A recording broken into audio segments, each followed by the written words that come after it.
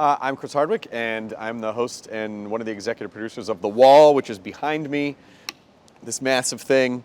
It really is so much more like in person. To see it on TV is nothing like seeing it in person. I always hope that if people are in LA and we're shooting and they're fans of the show, they should definitely come see it because the television just doesn't do the size of it justice. We decided, how can we get people as much money as possible, like right where the show really should be taking off. And so we came up with this thing called the Super Drop, where we drop all 7 green balls at once. We try to give them as much money as possible.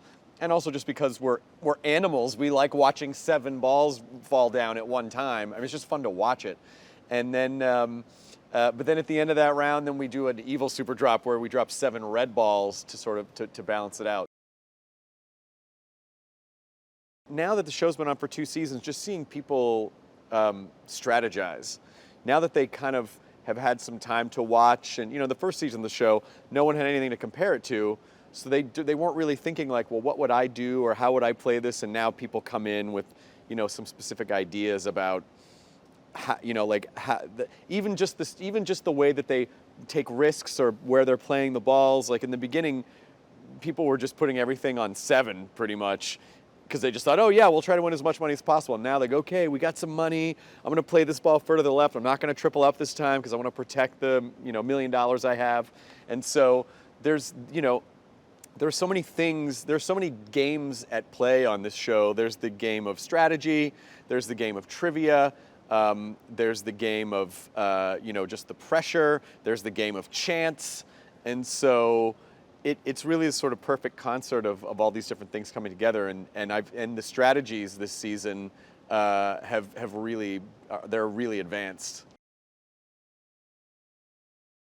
We've done shows where, and the thing that's always surprising to me is how different each episode really is. You really think like, oh, how many different ways can this show end up?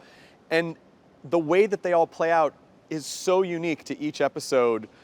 Some people can be up a lot of money in the beginning and then still leave with nothing. They can have nothing until the last question and triple up and then just get some lucky bounces, then leave with $1 million. I mean, it really, you just never know how the show is going to play out. And there's the unpredictability factor of, are they going to sign the contract? Are they not going to sign the contract? Oh, they signed the contract because they wanted to leave with money. Great, they won $100,000, but they lost $1 million. Or, oh, thank God they signed the contract because they had nothing, and now at least they can go home with $100,000. So the show is so many different kinds of shows rolled into one, and so many different emotional experiences rolled into one, that there's no real, to me, the show is not predictable, and anything can happen. The DNA of the show, making it about good people, I like people and I'm naturally curious. And so I realized pretty early on, like, oh, I want to get to know these people. And that was just because I wanted to get to know them. And as we started doing the shows, it just sort of felt like, oh, this is really what this show is about. Whenever you work on a new show, you really kind of have to be open to letting the show tell you what it wants you to be. You kind of really can't do the same thing on every show. And so to me, what the show wanted was someone to just talk to people and listen to them and unfold their story and be there for them and support them. And so that's really what it is. Like, as much as I can be without influencing the game, I'm on the side of the contestant as opposed to just being a neutral observer or on the side of the show, or so that just sort of played to what I like to do, and again, engaging with people and talking to them and getting to know them and learning from them and being inspired by them. That was just sort of a happy accident, I guess. My wife and I talk about what we would do all the time on the show, and I would definitely go back into isolation and do trivia, because I'm sort of a trivia nerd that way. And my wife is amazing with strategy and risk, and I think she'd be great playing out in front of the wall. So I don't know if we'll ever, it's a very expensive show to just fire up. So I don't know if we'll ever get that opportunity because it requires so many people to operate this insane piece of machinery back here. But if we were ever given the opportunity, I would go back into isolation and, and give it a shot. I mean, and it's not easy back there. Even when you know stuff, it's like, wait, am I sure I know this? But my wife is a tower of strength. She'd be great out in front of the wall. I would actually really love to do that and then watch the episode.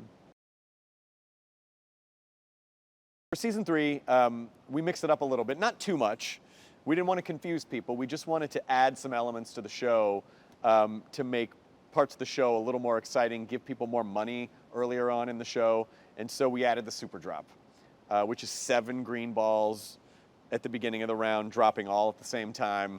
And the idea being, let's see if we can approach $1 million almost at the top of the show, followed by the end of that round with the reign of sadness of these 7 red balls, which come down and have to balance it out. And the game wildly fluctuates, and it was a really great way to infuse some fun, high tension, drama into the first part of the show.